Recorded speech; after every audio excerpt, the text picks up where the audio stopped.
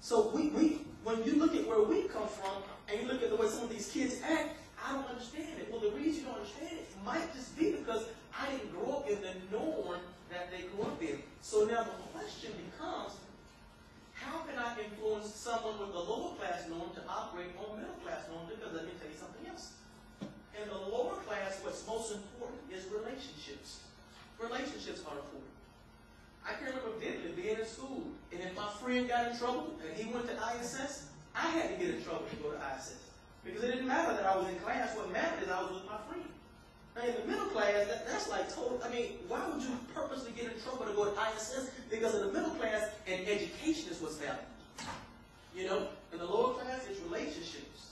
In the middle class, you got to go to college. In the upper class, oh, you have to go to the right college.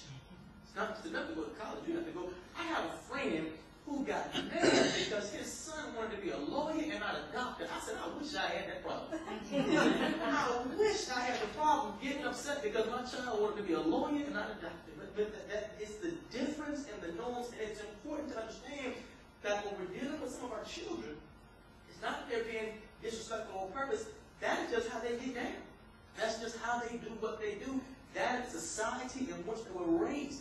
There is also another concept I want to introduce to you, which is called intrinsic valuation. And this is what I mean. We all place a value on every stimuli. When I say stimuli, I mean anything that elicits a response. For example, if I say the word rose, what is the response that you get? You might think, well, to you a rose might be a flower that smells good but has thorns on the side, right? Well, if I hear the word rose, I might start smiling and my heart might start beating a little fast. Because that is the name of the queen of my dreams, apple of my eye, and on the star in my sky. That found one like that. That's all her name is Rose. So if you say Rose, I might get a little bit excited. Because that's my wife, girlfriend, best friend, little something, way in the midnight hour, all rolled up in one. So I might get a little bit excited because the value of the name Rose is high to me.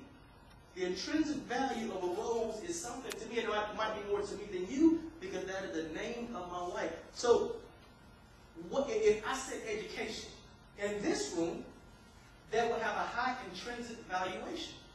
But to the children we serve, and that word education, it may not have a high intrinsic valuation. So again, the question becomes, how can we cause kids who typically come from a lower class background, who value relationships more than education, to have a higher intrinsic valuation of an education when that's not what those who may have strong relationships with value? Are y'all with me? Good. Here's the way we do it. We have to become someone who has a strong relationship with those kids.